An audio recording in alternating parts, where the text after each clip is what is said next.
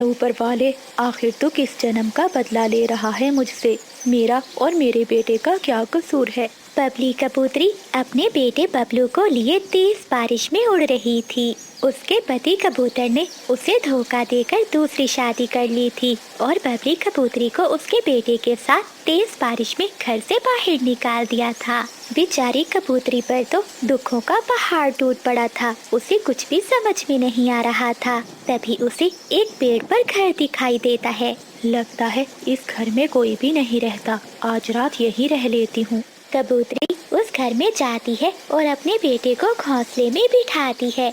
बबलू बेटा, तुम यहीं रहना, मैं अभी तुम्हारे लिए कोई मीठा फल ढूंढ कर लाती हूँ। बारिश रुक जाती है।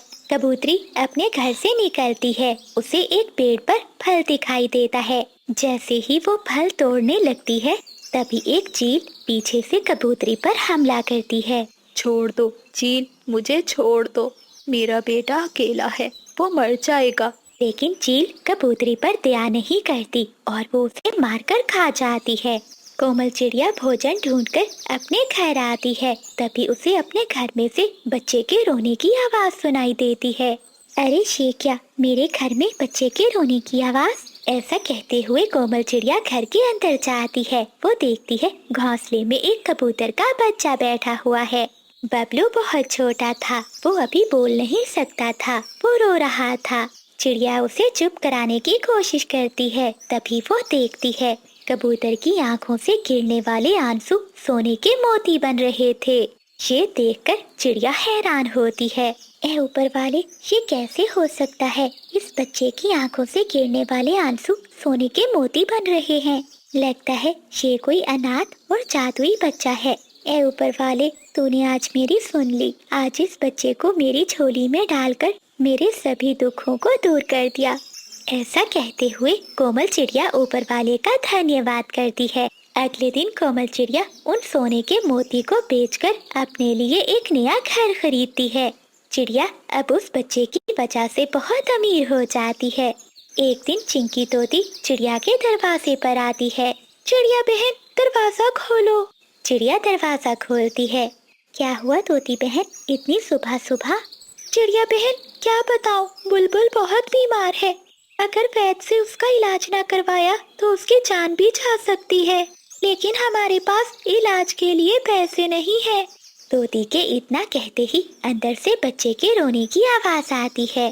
तभी चिड़िया घर के अंदर जाती है और बबलू को चुप करवाने लगती है। पीछे तोती भी घर के अंदर चली जाती है। तभी वो छोटे कबूतर की आंखों से निकलने वाले सोने के मोती देख लेती है। अरे चिड़िया बहन, इस बच्चे की आंखों से गिरने वाले आंसू सोने के मोती बन रहे हैं।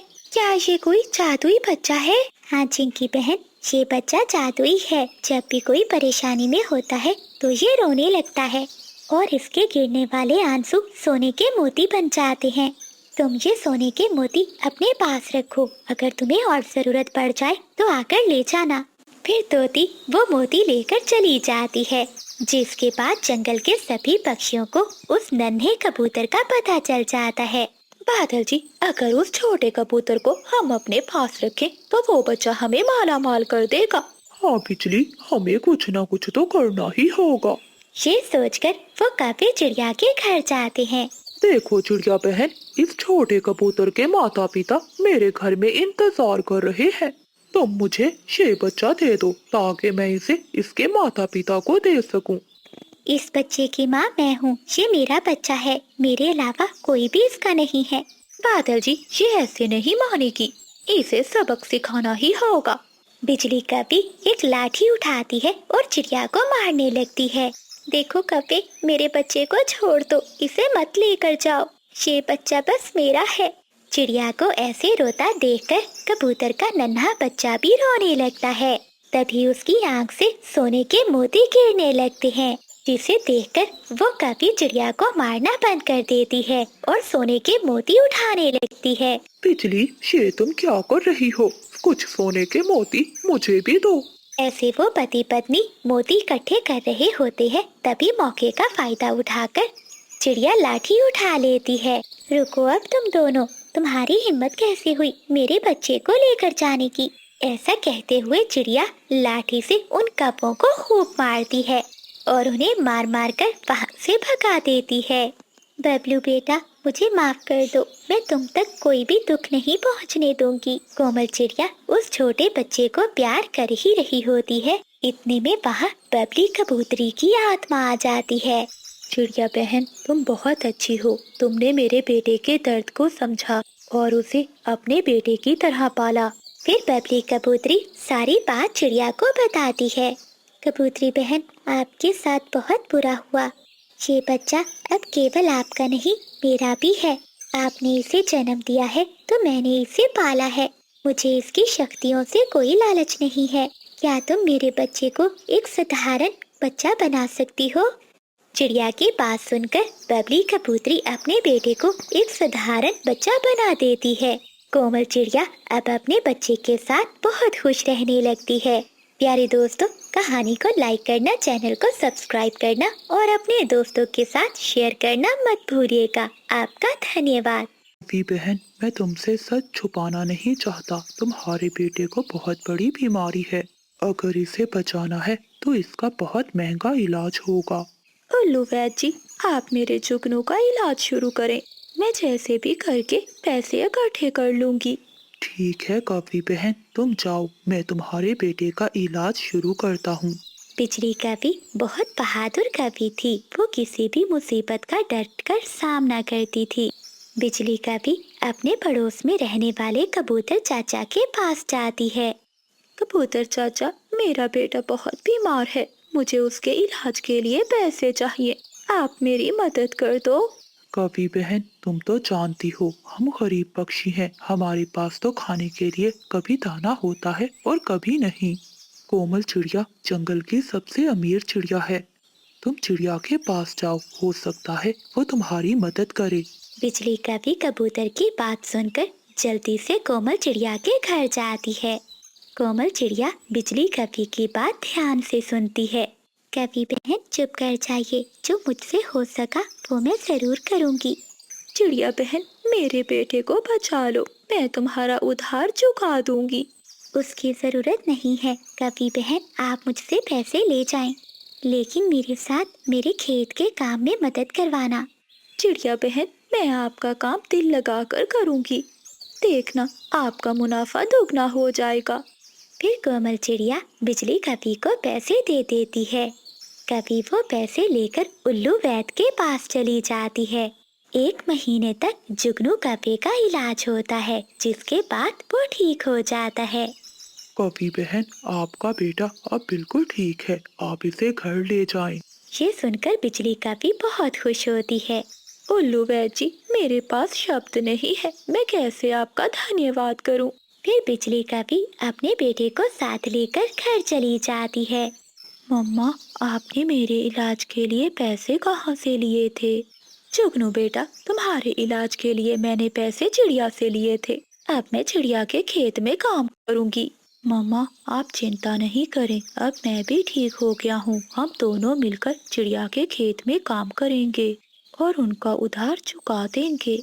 अगले दिन से बिजली कवि और उसका बेटा जुगनू चिड़िया के खेत में जाते हैं और वो मन लगाकर काम करते हैं। चिड़िया की मकई की फसल पहले से दुगनी हो जाती है। ये देखकर चिड़िया बहुत खुश होती है। कवि बहन, आपकी वजह से इस दफा मेरी फसल दुगनी है। आपने अपना वादा पूरा किया। आपकी वजह से ही मुझे ये सब मिला है। चिड़िया बहन, तुमने मेरी मदद की, मेरे बेटे की जान बचाई। अब मेरा भी कर्तव्य बनता है कि मैं ईमानदारी से काम करूं। ऐसे ही कुछ दिन बीत जाते हैं। एक दिन कोमल चिड़िया अपने खेतों में काम कर रही थी कि तभी एक खतरनाक सांप चिड़िया को डस लेता है। चिड़िया अपने खेतों में ही बड़ी बड़ी मदद के लिए पुकारती है। बचाओ, कोई मुझे बचाओ, मुझे सांप ने काट लिया है। बिजली कवि खेत में दूसरी ओर काम कर रही थी। वो आवाज सुनकर भागी भागी वहाँ आती है। जुगनू बेटा, चिड़िया को तो सांप ने काट लिया है। हमें चिड़िया को जल्दी उल्लू वैद जी के पास लेकर जाना होगा। फिर बिजली कवि और जुगनू कौवा मिलकर चिड़िया को उठाते हैं और उसे उल्लू वैद के पास ले जाते हैं। उल्लू वैद्य चिड़िया का इलाज शुरू करता है। शाम होने के बाद चिड़िया अपनी आंखें खोलती है। क्या मैं जिंदा हूँ? चिड़िया बहन, तुम ठीक हो? वो तो बहुत अच्छा हुआ चिड़िया, जो बिजली बहन तुम्हें समय पर यहाँ ले आई, वरना अब तक तुम मर चुकी होती। कवि बहन, आपका बहुत बहुत धन्यवाद मेरी जान बचाने के लिए। चिड़िया बहन, तुम्हारा मेरे ऊपर बहुत बड़ा एहसान है, मैं कभी नहीं भूल सकती। फिर बिजली कवि और उसका बेटा जुगनू चिड़िया को उसके घर ले जाते हैं।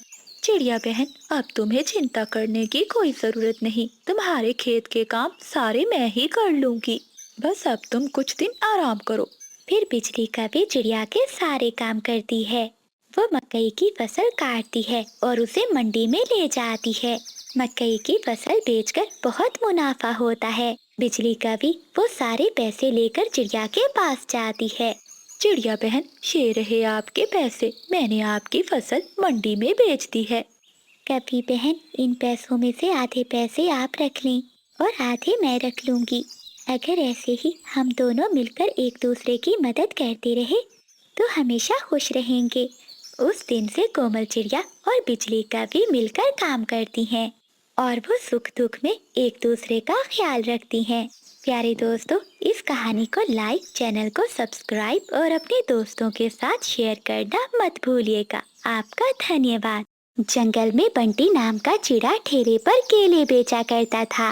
केले वाला, केले ले लो, ताजा ताजा केले ले लो। तभी वहाँ तोता आता है। भाई साहब, एक दर्जन कितने के हैं?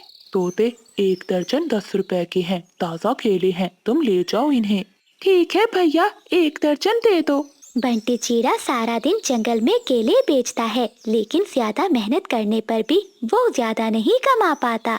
शाम को थक हार कर बंटी चिड़ा घर लौट आता है। तभी उसकी बेटी अपने पिता से कहती है, पापा, आज आपने इतनी देर क्यों लगा दी? बेटी, आज केले नहीं बिके, इसीलिए मुझे देर हो गई। पिताजी, मेरी टीचर आपको कब से बुला रही है, आप मेरे स्कूल क्यों नहीं आते? आपने मेरी फीस भी नहीं दी, आप मेरी फीस कब दोगे? तभी वहाँ मीना की माँ कोमल चिड़िया आती है। अरे अरे मीना, अपने पिता को आराम तो करने दो, आपके पिताजी थके हुए हैं। ऐसा कहते हुए कोमल चिड़िया रसोई में जाती है और भोजन लाकर अपने पति को देती है। देखिए जी, मीना की फीस भरनी है, अगर हमने समय पर फीस ना दी तो कवि मैडम उसे स्कूल से निकाल देगी। ये सुनकर बंटी चिड़ा बहुत उदास मन से कहता है, कोमल, अब तुम्हें क्या बताऊं, तुम तो जानती हो काम तो चल नहीं रहा, कोई भी पक्षी अब केले नहीं खरीदता। अगर ऐसे ही चलता रहा तो मीना की पढ़ाई खराब हो जाएगी और फिर वो भी हमारी तरह अनपढ़ ही रह जाएगी। कोमल, तुम चिंता नहीं करो, मैं कोई ना कोई रास्ता जरूर निकाल लूंगा। अगली सुबह बंटी चिड़ा फिर से अपना ठेला लिए जंगल में केले बेचने निकल जाता है। रास्ते में जाते हुए उसे एक बूढ़ा पक्षी गिरा हुआ दिखाई देता है। बंटी तुरंत उस पक्षी के पास जाता है। अरे क्या हुआ आपको? बाबा जी, आप ठीक तो है ना? ए ऊपर वाले, ये बाबा जी तो बेहोश हो गए हैं।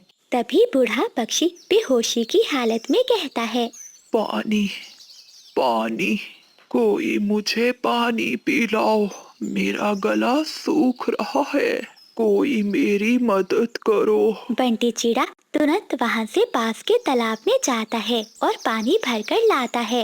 वो बूढ़े पक्षी को उठाता है और उसे पानी पिलाता है। अरे बेटा, मेरी मदद करने के लिए तुम्हारा बहुत बहुत धन्यवाद। अगर आज तुम नहीं आते तो न जाने मेरे साथ क्या होता।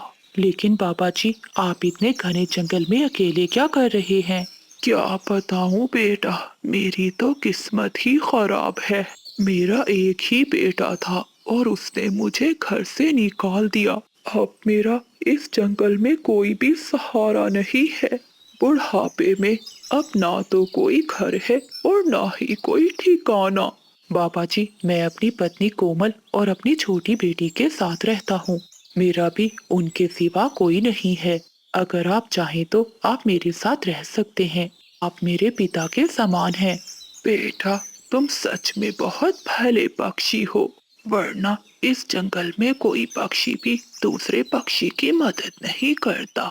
इसके बाद बंटी चिड़ा उस बूढ़े पक्षी को अपने साथ घर ले जाता है। कोमल, ये बाबा जी बहुत परेशान हैं और पता है इनके साथ बहुत बुरा हुआ है। फिर बंटी चिड़ा बूढ़े बाबा की सारी बात अपनी पत्नी को बताता है। ए ऊपर वाले, कितने बेदर्द पक्षी हैं इस जंगल में, जिन्हें अपने माता पिता की कोई कदर नहीं है। क्या अगर पक्षी बूढ़ा हो जाए तो उसे घर से निकाल देना चाहिए? ये तो बहुत बड़ा पाप है। उस दिन के बाद से कोमल चिड़िया और बंटी चिड़ा उस बूढ़े पक्षी की देखभाल करते हैं। कोमल चिड़िया समय पर उस बूढ़े पक्षी को खाना देती है और वो बूढ़ा पक्षी अब उनके साथ खुशी खुशी रहने लगता है। एक दिन बंटी चिड़ा पूरा दिन जंगल में केले बेचने के बाद जब घर वापस लौटता है तो उसकी बेटी रो रही थी। क्या हुआ मीना, तुम रो क्यों रही हो? पिताजी, मैंने आपसे कहा था ना कि मेरे स्कूल की फीस भर दे। देखा, कभी मैडम ने मुझे स्कूल से निकाल दिया। ये सब आपके कारण हुआ है। आप मेरी फीस नहीं भर सकते। ऐसे रोते हुए मीना घर से बाहर चली जाती है और एक पेड़ के नीचे बैठकर रोने लगती है। बंटी चिड़ा बहुत बेबस था, वो भी रोने लगता है। ये सारी बातें वो बूढ़ा पक्षी सुन लेता है। बंटी, तुम बहुत भले पक्षी हो। तुमने मेरा जितना किया कोई अपना भी ना करता। तुम सबके साथ रहकर मुझे बहुत अच्छा लगा, लेकिन अब मुझे जाना चाहिए। लेकिन पापा जी, आप हमें छोड़कर क्यों जा रहे हैं? और आप अकेले कहाँ रहेंगे? बेटा, तुम सबने मेरी बहुत सेवा की। अब मेरा समय आ गया है। मुझे अब यहाँ से जाना चाहिए, लेकिन जाते हुए मैं तुम्हें कुछ देना चाहता हूँ। बेटा, ये कुछ दाने हैं। तुम इन दानों को अपने बागीचे में बो देना। उसके बाद तुम्हारे सारे दुख खत्म हो जाएंगे। ऐसा कहते हुए वो बूढ़ा पक्षी वहाँ से चला जाता है। फिर बंटी चिड़ा उन दानों को ले जाता है और अपने बागीचे में बो देता है। देखते ही देखते कुछ दिनों में बागीचे में एक बड़ा सुंदर केले का पेड़ लग जाता है, जिस पर सोने के केले लगे थे। चिड़ियाओं का वो परिवार जब केले के पेड़ को देखते हैं तो बहुत खुश होते हैं। कोमल, देखो, इस पेड़ पर तो सोने के केले लगे हुए हैं। अब तो हम बहुत अमीर हो जाएंगे और हमारे सारे दुख भी दूर हो जाएंगे। तभी केले के पेड़ से एक आवाज आती है। बेटा, ये तुम्हारी मेहनत का फल है। आज से इस जादुई पेड़ पर सिर्फ तुम्हारा ही हक है। लेकिन याद रखना, अपने साथ साथ दूसरों की मदद करना ना भूलना। उस दिन के बाद से बंटी चिड़ा फिर से अपनी बेटी को स्कूल भेजता है। वहीं अब बंटी चिड़े के हालात ठीक हो जाते हैं और वो गरीब पक्षियों की भी मदद करने लगता है।